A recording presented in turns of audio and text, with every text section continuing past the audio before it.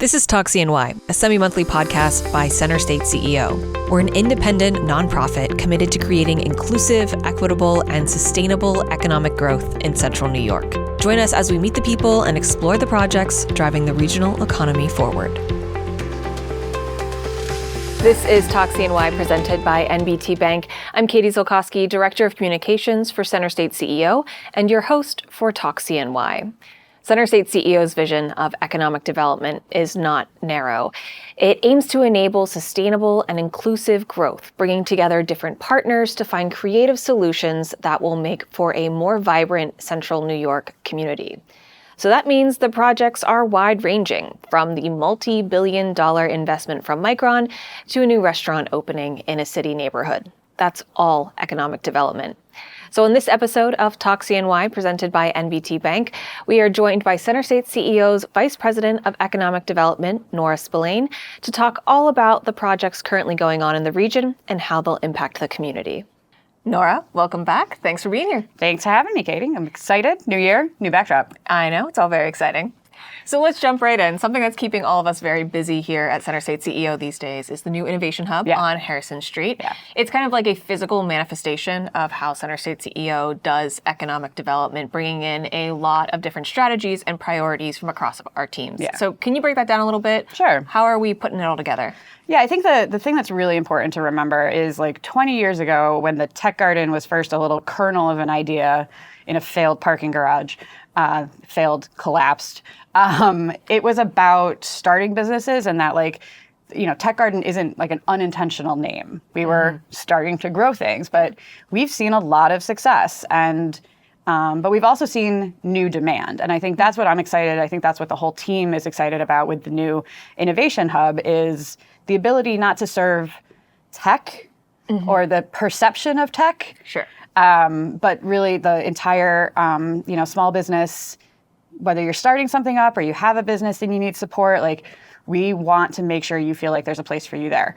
We want our partners in the ecosystem who support all of the work that we do and our, local community does to feel like they have a home there. So we've been talking about who has office space, who is going to be part of regular office hours,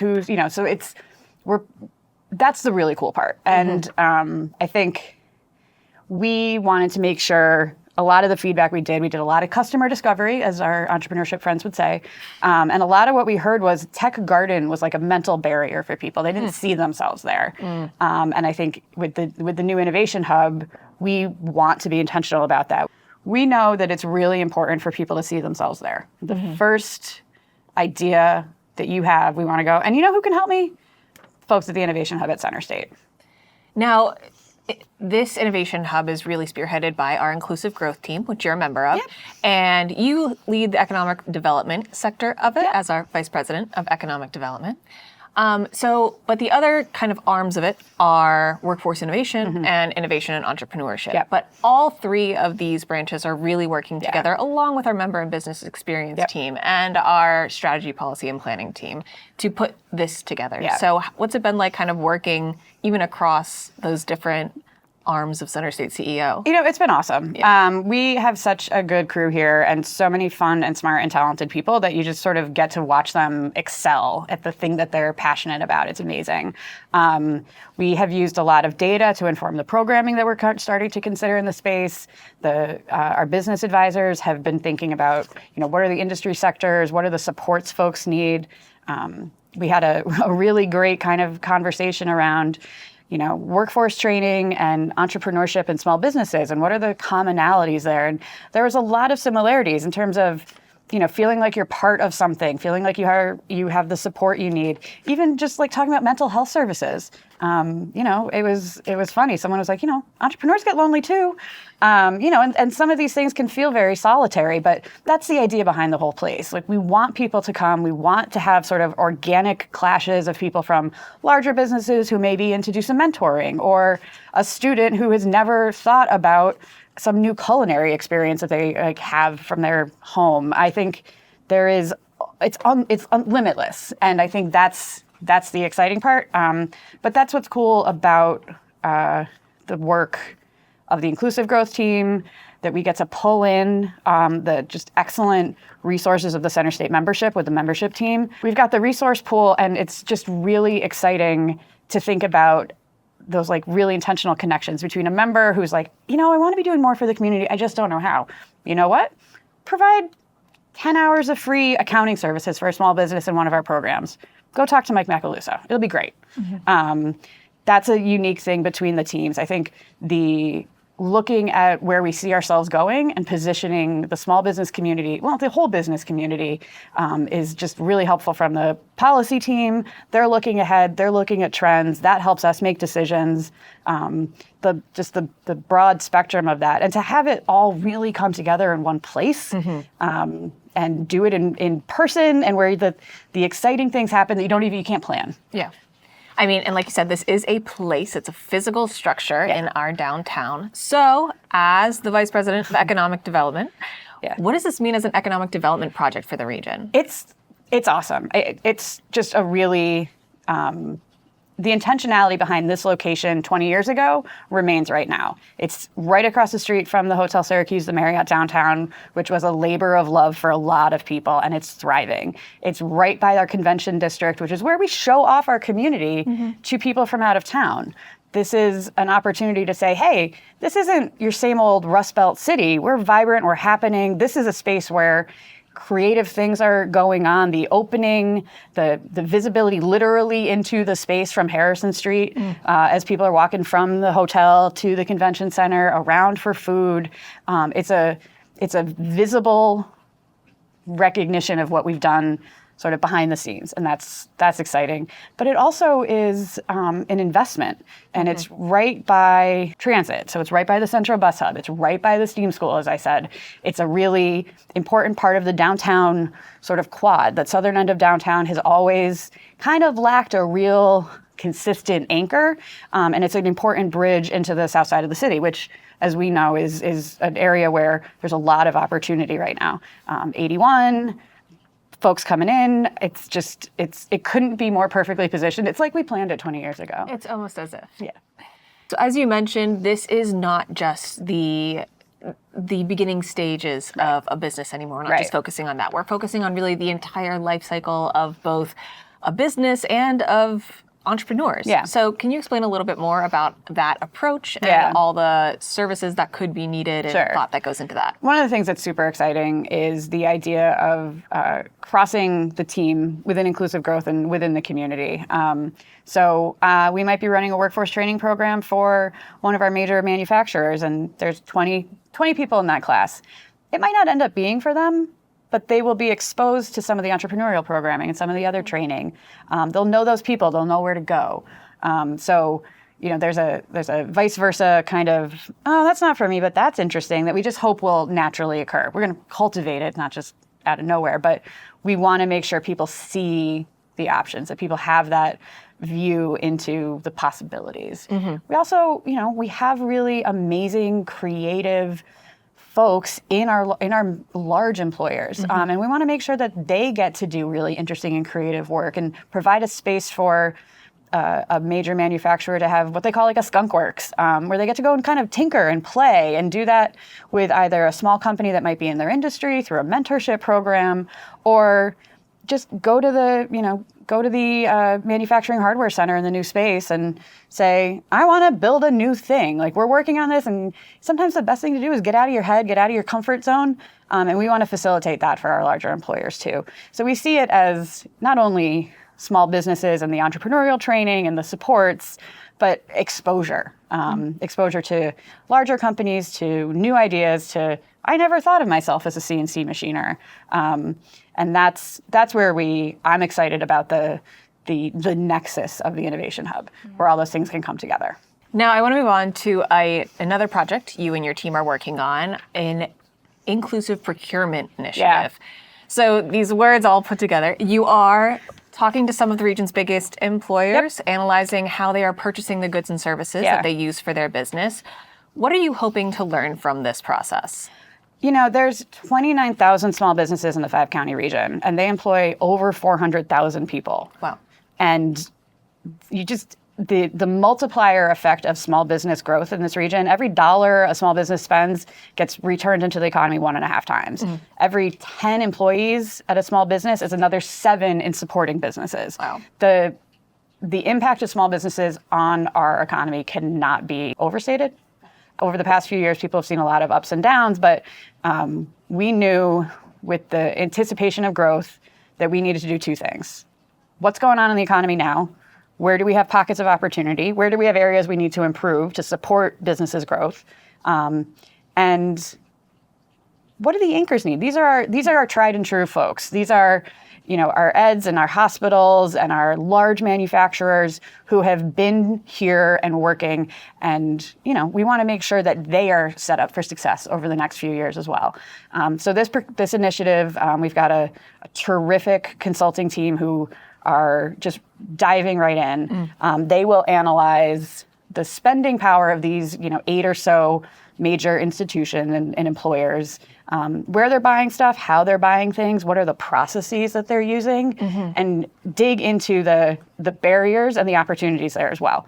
So it could be, hey, we've been buying from the same person for 10 years, 15 years. We had no idea a new business had popped up because purchasing managers know who they know. Right.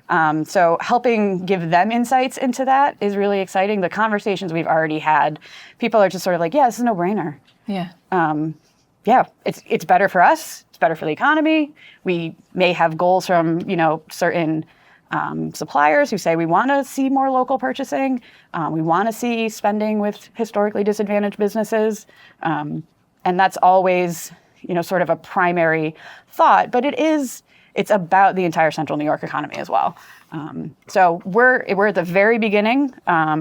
Probably the next few months in the fall, we'll have some really interesting insights. So maybe I'll come back. But what are you buying? How are you buying it? How do we support you to buy it? And how do we support the companies that are going to be supplying you? There was one example of, a major employer who, once you get a contract with them, like, you're in, you're good. Yeah. But you also become a target. So what is the cybersecurity needs you have? Are we providing those kinds of resources? Are we providing the right trainings for folks? Are we making that accessible? So that's the kind of, insights and outcomes we're hoping to see. So this can all be a little wonky for people who maybe aren't in it, but it is still important. I mean, some of the things that you just laid out are really important to understand in order to make sure that our economy is working the best way it can. So for people who aren't living and breathing this, why is this important to making a more vibrant community? It's really 2 things. We don't know what we don't know sometimes, and this is such a varied it's such a varied ecosystem that having really aggregate level data across industries helps us do a better job. And ultimately, that's what we want to do. The second part is we want our businesses, large and small, to be successful. It's easy to keep doing things the way you've been doing it, to buy from the same person, but helping people take that tricky next step, making it really simple and straightforward, is really part of the initiative and what's exciting about it. It's numbers. It's yes or no. We'll be back with Nora in just a moment, but first, a word from our presenting sponsor, NBT Bank. What I'm looking for in a bank is one that's looking out for me, like NBT. I want a relationship and a team that supports me and my dreams, like NBT. And let's face it, life can get challenging. I need a bank that's focused on me. They've been rated tops in all the things that matter, like trust, customer service, and financial advice. So when I need a bank I can trust, it's always NBT and me. Welcome back to Talk CNY, presented by NBT Bank. I'm Katie Zolkowski, CenterState CEO's Director of Communications and your host for Talk CNY. I'm joined today by CenterState CEO's Vice President of Economic Development, Nora Spillane. Nora, welcome. Thank you. So we've talked a lot on this podcast generally about the growth in this region. Yeah. But I think it can be hard sometimes to really conceptualize what this growth could look like, what a 10% population increase could look like. Of course, we'll need more doctors, we'll need more teachers, but businesses are also going to have to scale in this moment. Yeah. What does that mean for the business community?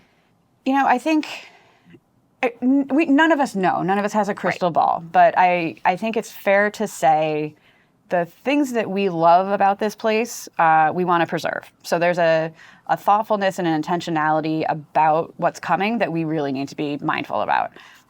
We love our local employers. We love the folks who live here and go to school here. They are going to see new stuff. There's going to be maybe more traffic. So maybe you have to leave your house a little earlier. But on a broader level, there's more work. It's more people coming through your local restaurant. It's more buildings needing to be designed and retrofitted. So there's more engineering work. There's more doctors and teachers and dentists and all of that we've talked about before on this show.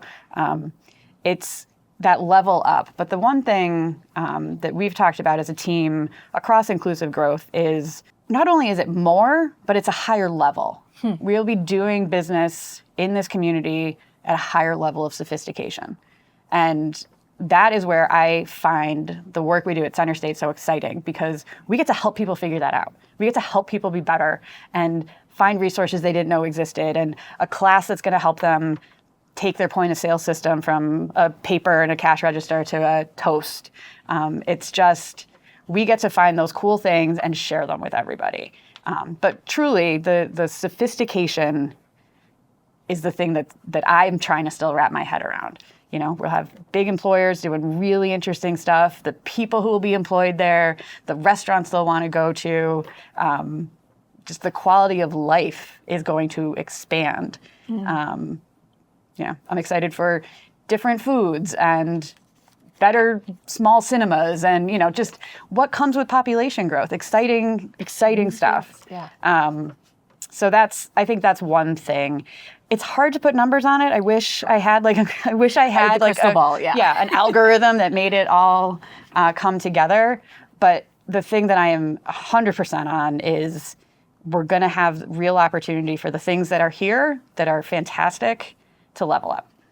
You mentioned it a little bit about being thoughtful and intentional, and we talk a lot about planning for the future on this show.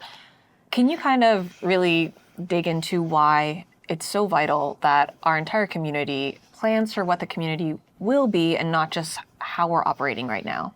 When you're in the moment, sometimes you don't pick your head up and you miss things. And I think we have an opportunity to get this right and do it right for a lot of people.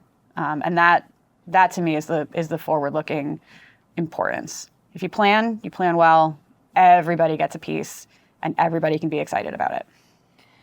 Now, one of the clearest indicators to us that businesses are looking to come here right now is our economic development pipeline. And it's really kind of incredible. It's 8 times what it was just 5 years ago. So what is our economic development pipeline for maybe people who haven't heard past episodes or just need a refresher? And what are we tracking in it right now? Sure. So, one of the things CenterState does is keep an eye on the region as a whole. We've got great local partners in our counties, but looking at who's doing what and how are they doing it. So the economic development pipeline tracks capital expenditures, new jobs, and retained jobs at a sort of very basic level by priority industries. As you said, it has plussed itself up pretty dramatically, and that's due to a lot of external factors, but it's also work that we've done, that this community has done to position itself to be a place where people want to grow. One of the insights that I get from the data is the number of retained jobs is really high compared to maybe 5 or 10 years ago, and that tells me those are jobs that are here now from employers who are looking to invest here and grow here. So we're going to keep those jobs. And that is it's a unique insight that I haven't always seen correlate to the size of the capital investment, but it is. Can you explain that a little bit more? Yeah. So, you might spend a lot of money on a very fancy building, but you may only need 50 people. Mm-hmm. When you see a lot of people spending money, but retaining a lot more people, you know that they're here for the long term. So it's not a neat ratio, but it is, I think, an indicator of investing in people, and that's why the workforce team is so important and their work is so valuable. But it's a nice metric that I recently started to sort of track a little bit. Yeah. A lot of the industries and sectors that we are seeing in this economic development pipeline are a little new, relatively new to the region. Semiconductors and other advanced manufacturing. And these sectors come with some new and sometimes confusing words and terminology. So it's really easy for people to be like, I don't know what that means. It doesn't have anything to do with me. But I know from the work of our team at CenterState CEO that that's not necessarily true. So what would you say to someone who is thinking that this is not something that I have to work with? First of all, don't make that assumption. Yeah. Like you can't possibly know that. I think everything from semiconductors are in every car that we drive to, students who are going to need to be proficient in AP physics to work a machine in one of these new factories. It's such a broad spectrum. The supplier there was a story of a supplier in a neighboring community who the plant manager at a fab had a cool car collection. He had a guy who was making him a special, unique part that he needed that wasn't available on the market anymore. Lo and behold, because of that very specific skill set, that business ended up making a very unique piece for the flooring system that the fabs use. And it was just a happenstance, just because they liked cars. So I think you just can't discount yourself out of a conversation. You got to ask, too. Like, that's why we're here. That's why we've talked about tech hubs and the small business ecosystem and the hub. There's so many ways to get answers, or at least more questions that we can help with. So that's exciting. I think we live in such a complex world. We can't all understand it, but I hope that we are creating a system and a community where people raise their hand and say, I need to know more. It's not for me. So someone listening to this, or really just anyone asking themselves this question of, okay, where do I start then? Right. You mentioned a few of the things that we have going on, but what direction should they take? Who can they email? Who can they call? Starting this summer, stop by the Innovation Hub. We're going to have our resource pool manager there. We're going to have small business advisors. We're going to have probably more information than everybody could want to know about microelectronics and semiconductors. We're going to have data that we can share about where demand is coming from, what industries do semiconductors need to buy from, and what's here. So come down, hang out, get a coffee. Now I've promised coffee. But that's where I think we want to be, as opening and welcome, and to come a little bit full circle from where we were at the beginning. That's what's so cool about a physical space in the heart of downtown, that people can just come and say hi and ask questions and feel welcomed. And that's cool to me. Well, Nora, thank you so much for your time today and telling us all about what's going on in the community. Thank you again for having me. CenterState CEO's podcast, Talk CNY, presented by NBT Bank, is available on all major podcast platforms or CenterStateCEO.com. Additional content and clips can be seen across CenterState CEO's social media channels. For new episode reminders, be sure to subscribe in your favorite podcast listening app. And don't forget to leave a quick review or 5-star rating. Thanks for listening to Talk CNY, presented by NBT Bank.